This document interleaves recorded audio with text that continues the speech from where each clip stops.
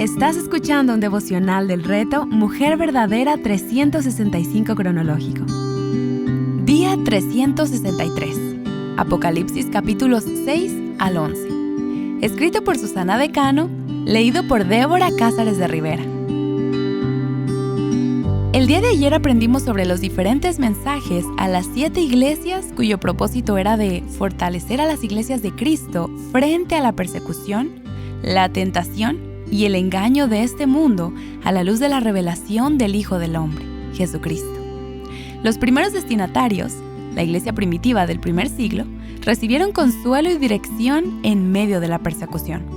Nosotras también podemos recibir consuelo al reconocer la victoria de Cristo y tener esperanza en la eternidad que tendremos con Él. A partir de los siguientes capítulos, leeremos mucha simbología y cantidades numéricas importantes a tomar en cuenta. Los números son importantes en la Biblia, pero especialmente en esta carta. Por ejemplo, el número 2 significa un testimonio válido. El número 3, una comunión o una alianza. El número 4, toda la creación global o mundial. El número 6, la imperfección y el hombre. El número 7, la perfección y lo completo. El número 10, los límites y el plan entero. El número 12, un pueblo escogido. En nuestro sitio web, al final de este devocional, encontrarás un cuadro con información de la simbología. Apocalipsis capítulo 6. Alaba a Dios por su justicia, incluso en medio del juicio. Hay 3 series de juicios sobre el mundo. Los juicios son las 7 copas, 7 trompetas y 7 sellos. Del capítulo 6 al 8, leemos que se abren los 7 sellos del libro escrito por dentro y por fuera que Juan vio en el capítulo 5. En cada sello encontramos similitudes como relámpagos, voces, truenos, un terremoto. Todos son características de la segunda venida de Cristo. Nota que todo juicio, después de la ascensión de Cristo, le pertenece a Él. En el primer sello aparece un jinete montado en un caballo blanco que se asocia con la conquista y la victoria de Cristo. En este marco, el primer sello se entiende como un recordatorio de que, a pesar de las tribulaciones y los desafíos que enfrentan los creyentes o los santos, el reino de Dios está en marcha y la victoria final de Cristo está asegurada. El segundo sello es una referencia a la violencia y persecuciones de unos a otros. El tercer sello se refiere a las autoridades egoístas que corrompen los países con una economía que conduce a la pobreza. El cuarto sello se entiende como las maldiciones del Antiguo Testamento a los transgresores de los mandamientos. Además del hombre y la guerra, este caballo añade enfermedades. El quinto sello nos muestra el altar de las almas que ya han muerto por causa de la palabra, pues sus oraciones subían como el incienso al Señor, clamando por justicia contra los malvados. El sexto sello nos lleva a la antesala del retorno de Cristo, un terremoto, señales cósmicas, porque el día de la ira del Señor ha llegado. Capítulo 7. Se presenta una visión de 144,000 siervos de Israel sellados y una gran multitud de todas las naciones alabando a Dios. Ellos representan a los redimidos, es decir, a la iglesia. No solo los encontramos mencionados en este capítulo, también se mencionan en el capítulo 14. Básicamente, el simbolismo de 12 apóstoles por 12 tribus por 1,000 es muy importante en cuanto al número completo del pueblo de Dios. Ellos son la multitud que no se podía contar. Versículo 9. Es decir, encontramos que múltiplos de 12 son usados para representar al pueblo escogido de Dios de todos los tiempos. El número 1,000 tiene la idea de un número grande y completo. Las características, sello en sus frentes de estos, es que son verdaderos judíos de la fe de Abraham. Son sacerdotes y siervos, adoradores que cantan un cántico nuevo. Son el ejército de Dios. Son los redimidos. Las primicias y las vírgenes porque son puros, vestiduras blancas, delante del trono y la nueva Jerusalén. Somos nosotras. Capítulo 8. Se abre el séptimo sello y se introducen las 7 trompetas. Se presenta un silencio en el cielo y se inician juicios sobre la tierra. En el séptimo sello todo queda en silencio, seguido por la presentación de las oraciones de los santos ante Dios.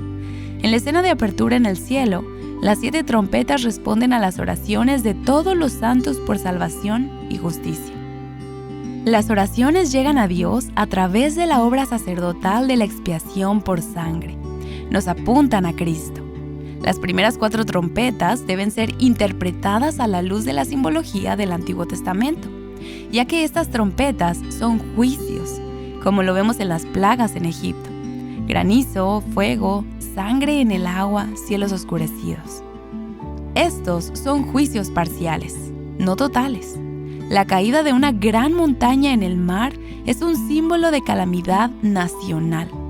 Por lo tanto, las trompetas simbolizan desastres naturales y políticos a lo largo de toda era, que exhibe la soberanía de Dios sobre la creación y su supremacía justa. Capítulo 9. La quinta y sexta trompeta traen plagas y calamidades, incluyendo langostas demoníacas y un ejército de jinetes que causan destrucción. Pero estas calamidades son peores. Abadón es la palabra hebrea para destrucción. Apolión es la palabra griega para destructor.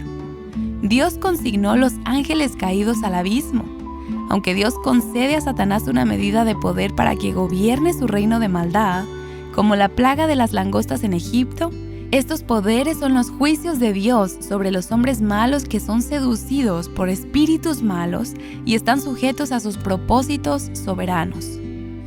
Cristo impide a Satanás dañar a aquellos que le pertenecen como su Israel, su iglesia, porque ellos han vencido al diablo por la fe en Cristo.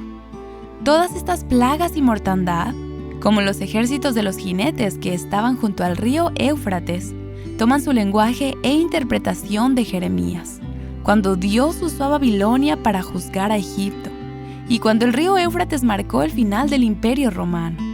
El fuego, humo y azufre son símbolos de destrucción de parte de Dios que hacen recordar la destrucción de Sodoma y Gomorra. Estas imágenes nos recuerdan que todo lo que ha de suceder y ha sucedido y está sucediendo, la Biblia ya lo había dicho, porque Dios es eterno y justo. Capítulo 10.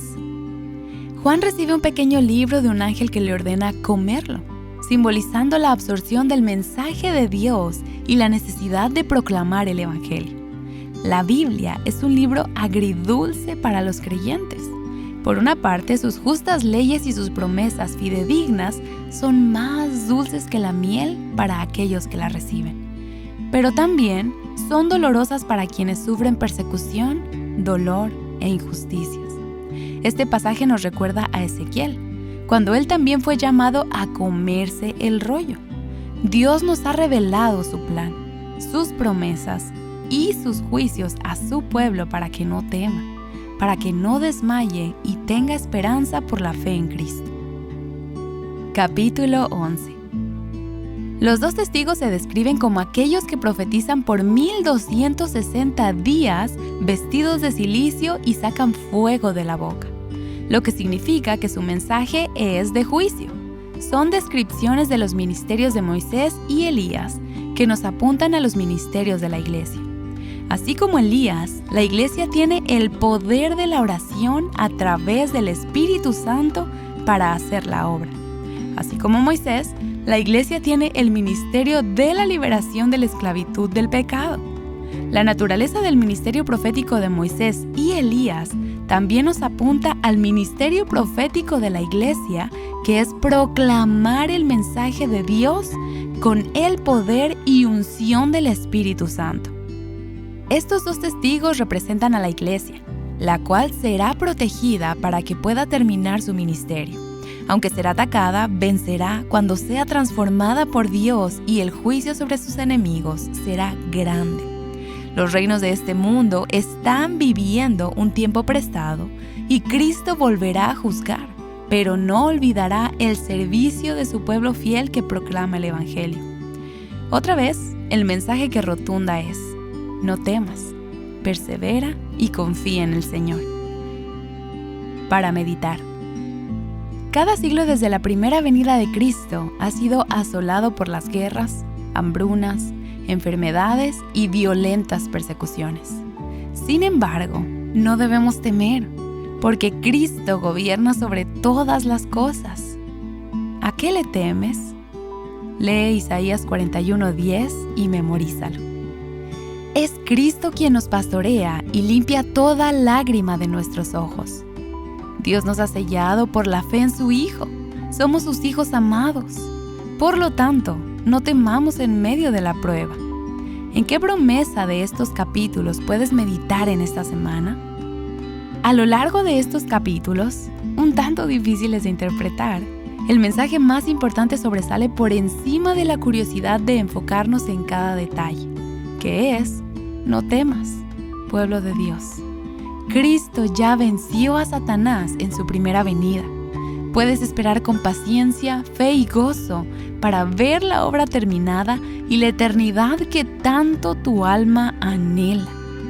¿Cómo esta verdad te anima el día de hoy?